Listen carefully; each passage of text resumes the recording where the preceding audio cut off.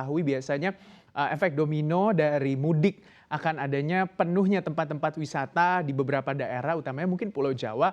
Seperti apa sih kesiapannya, Pak?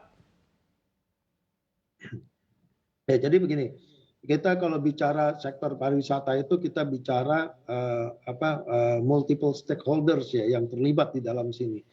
Termasuk Pentahelix juga terlibat. Pemerintah itu sendiri dan seluruh komponen masyarakat yang harus terlibat tidak hanya dari industrinya saja.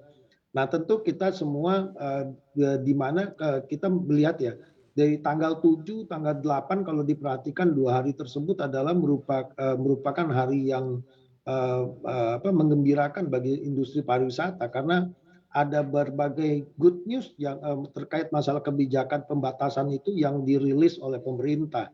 Nah, hal ini adalah sesuatu yang menjadi kabar gembira bukan hanya bagi pelaku pariwisata saja, namun juga bagi tenaga kerja di sektor pariwisata dan seluruh komponen yang akan terdampak dengan tumbuhnya kembali sektor pariwisata termasuk sektor-sektor aircraft di UMKM di setiap destinasi. Nah, kalau kita bicara Lebaran nanti, tentu setiap daerah baik itu pemerintah, baik itu pelaku usaha di daerah, termasuk industri pariwisatanya juga harus paham bahwa potensi-potensi peningkatan dan potensi penyebaran itu masih ada, walaupun confidence pemerintah terkait masalah COVID ini sudah mulai longgar ya, sudah mulai Mhm. yakin bahwa bisa mengatasi ini gitu. Tapi industri pariwisata, masyarakat dan termasuk pemerintah, termasuk organisasi sekalipun apapun itu tentu harus sama-sama melakukan perubahan perilaku terkait masalah prokes. Ini menjadi penting, Mas.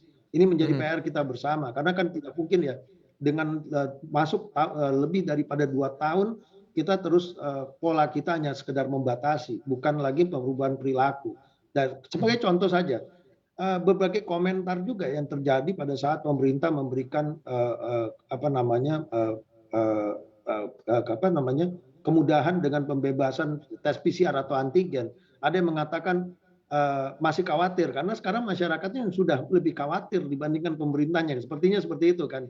Tentu di sini sudah terlihat bahwa masyarakat pun sudah mulai teredukasi selama 2 tahun ini bahwa mereka juga akan menjaga diri mereka masing-masing dengan masalah prokes ini. Nah, ini sudah Mhm. mulai ada indikasi dari bahwa perubahan perilaku itu sudah mulai, kita tidak mulai dari nol tapi sudah mulai tertanam di masyarakat. Itu Mhm. menjadi modal kita nanti pada saat liburan-liburan, Mas. Mhm. Oke. Pak, kalau soal Mandalika, Pak, kabarnya kan memang antusiasme para wisatawan untuk ke Mandalika begitu besar. Tapi ada beberapa fakta termasuk diantaranya adalah masih banyak kamar hotel yang kosong.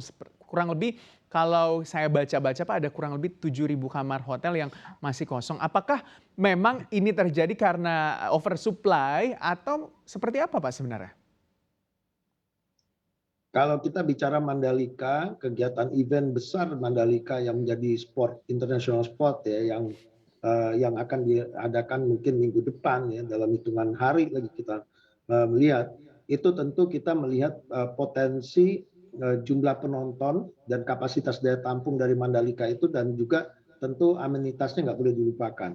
Kalau kita melihat sendiri data ya di NTB itu sendiri jumlah kamar yang kami dapatkan informasinya di sana sekitar 21.296 jumlah kamar. Nah, itu terdiri dari hotel bintangnya sebanyak 146, hotel melatinya 1.208 dan ada homestay-nya sekitar 616. Untuk menghadapi perhelatan dari MotoGP ini dibutuhkan jumlah kamar yang cukup besar, yang bukan oversupply justru malah kekurangan.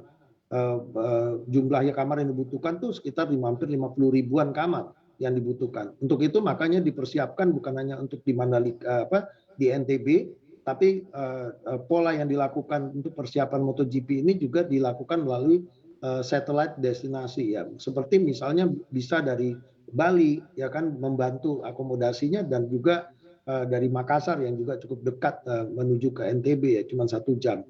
Namun strategi ini tentu harus disiapkan dengan kolaborasi bersama transportasinya karena membutuhkan kolaborasi.